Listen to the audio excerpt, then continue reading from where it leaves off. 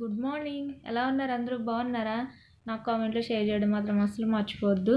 And అలాగే బయట వాతావరణం పెద్ద పెద్ద గాలులు అండ్ రైన్ అయితే కంటిన్యూస్లీ పడుతూనే ఉంది. రెయిన్ సీజన్లో లేవాలి అంటే చాలా కష్టం అనిపిస్తుంది కదా, చాలా బద్ధకంగా ఉంటుంది, ఏ పని చేయబుద్ధి కాదు. కాకపోతే పిల్లల కోసం తప్పదు కదా, లేవాలి, బ్రేక్ఫాస్ట్ చేయాలి, లంచ్ బాక్స్ పెట్టాలి. అండ్ మీకు ఎలా అనిపిస్తుంది అనేది నాకు కామెంట్లో చెప్పండి, ఓకేనా ఫ్రెండ్స్? అండ్ ఇక్కడ చూసారా మై లవ్లీ డాటర్ హిన్సీ అనమాట. సో మీకు హాయ్ చెప్తుంది, మీరు కూడా ఒక హాయ్ చెప్పండి. ప్రైజీ ఆడుకుంటుంది అనమాట. చెల్లెలు అంటే ఎంత ఇష్టం అంటే అస్సలు వదిలిపట్టదు ఒక్క నిమిషం కూడా. సో తినొచ్చేసి నా సిస్టర్ డాటర్. ఇంతకుముందు మీకు ఒకసారి నేను షేర్ చేశాను, తినని చూపించాను. చాలామంది తిను కూడా నా డాటర్ అనుకున్నారనమాట. చాలా యాక్టివ్గా ఉంటుంది, 6 months కదా. కూర్చోబెడితే కూర్చుంటుంది అనమాట. పక్కనని అలా సపోర్ట్ చేసి మనం దగ్గరే ఉండాలి, లేదంటే పడిపోతుంది. అండ్ ఈ మధ్య బొమ్మల్ని పట్టుకోవడం, వాటిని నోట్లో పెట్టుకోవడం, సో ఇలాంటివన్నీ చేస్తుంది అనమాట. చిన్నపిల్లలు మనకి ఇంట్లో ఉన్నారంటే ఎంత సరదాగా ఉంటుందంటే వాళ్ళు చేసే పనులను చూసి చాలా సరదా ఇస్తుంది. వాళ్ళు కొత్త కొత్తగా ఏదైనా నేర్చుకునేటప్పుడు అది మనం చూస్తే చాలా హ్యాపీ అనిపిస్తుంది కదా. సో చాలా యాక్టివ్గా ఉంటుంది అండ్ అలాగే పేచీ కూడా గట్టిగా పెడుతుంది.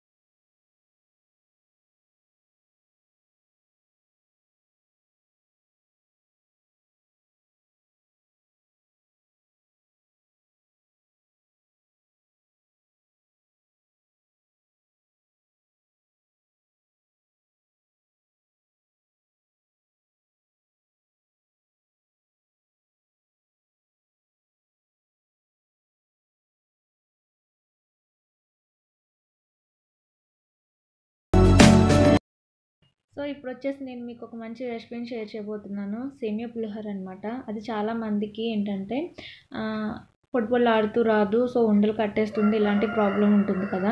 సో ఈ విధంగా చేస్తే మీకు సేమియా పులిహోర అనేది పర్ఫెక్ట్గా వస్తుంది, అలాగే టేస్ట్ కూడా చాలా బాగుంటుంది. అండ్ సేమియా మీరు ఎంత తీసుకుంటున్నారో దానికి 3 వాటర్ని వేసుకోండి బౌల్లో. అండ్ అందులో కొంచెం సరిపడగా సాల్ట్, అలాగే కొంచెం ఎక్కువ వేసుకోకండి, మళ్ళీ బాగా పట్టేసిందంటే సాల్ట్ ఎక్కువైపోతుంది. అందులో 1 స్పూన్ ఆయిల్ వేసిన తర్వాత అది బాగా మరిగిన తర్వాత సేమియా వేసుకోండి. ఆయిల్ వేయటం వల్ల ఏంటంటే సేమియా అనేది పొడిపొడిలాడుతూ ఉంటుందన్నమాట, బిగుసుకుంటుంది.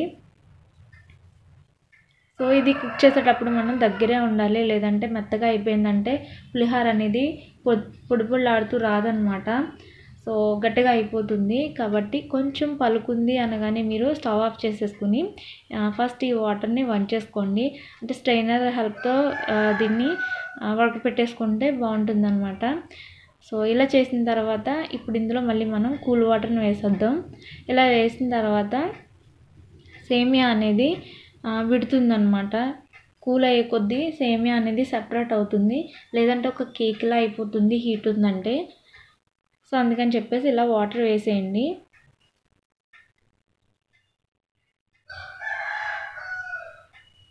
ఇలా వాటర్ వేసిన తర్వాత అది విడిపోతుంది వెంటనే, సో సెపరేట్ అవుతుందన్నమాట.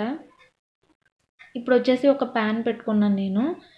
సో ఇప్పుడు మీరు పులిహోరకి ఏవైతే తాలింపులు రెడీ చేసుకుంటారో అంటే అల్లం, పచ్చిమిర్చి, ఎండుమిర్చి, అలాగే పోపులు కూడా. సో ఫస్ట్ నేను పల్లీలు వేయించి పక్కన పెట్టేసుకున్నాను. ఆ తర్వాత అందులో కొద్దిగా ఆవాలు, మినప్పప్పు, అలాగే పచ్చిశనగపప్పును కూడా వేసుకున్నాను. సో ఇవి ఎక్కువగా ఉంటేనే మా పిల్లలు తింటారనమాట. లైట్గా ఉన్నాయంటే అస్సలు తినరు, వదిలేస్తారనమాట. అందుకని చెప్పి నేను కొద్దిగా ఎక్కువగానే వేస్తాను. అండ్ బయట చూసారు కదా ఎంత పెద్దగా గాలిలు వేసేస్తున్నాయో.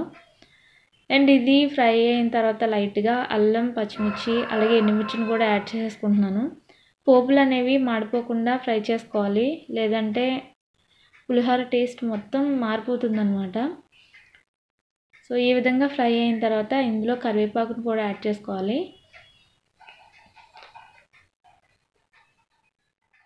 ఇప్పుడు వచ్చేసి ఇందులో నేను పసుపును కూడా వేసుకుంటున్నాను. పసుపు కొద్దిగా ఎక్కువగానే వేసుకోండి, ఎందుకంటే సేమియాకి మొత్తం పట్టాలి, లేదంటే లైట్గా ఉంటుంది కలర్ అనేది.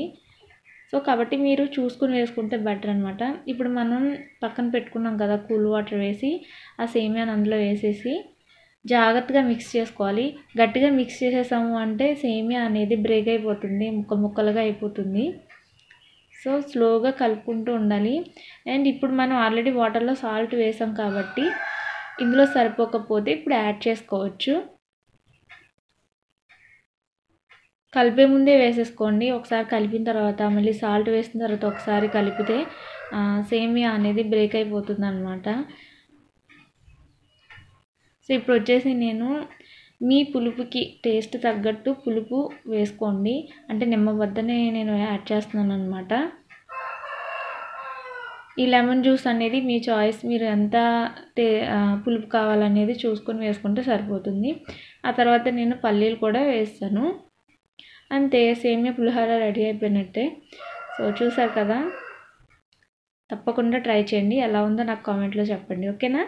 అండ్ ఇక్కడ మీరు చూసినట్లయితే మీకు ఎయిర్ కండిషనర్స్ ఉన్నట్లయితే సో ఈ తప్పు అయితే అస్సలు చేయకండి మీరు.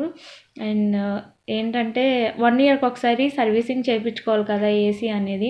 మేము కొద్దిగా లేట్ చేసాం, అంటే తీసుకుని 1.5 ఇయర్ అయిందనమాట. ఏజెన్సీలో ఉండటం వలన ఇది చూపించడానికి దూరం వల్ల ఎవరూ రాలేదు.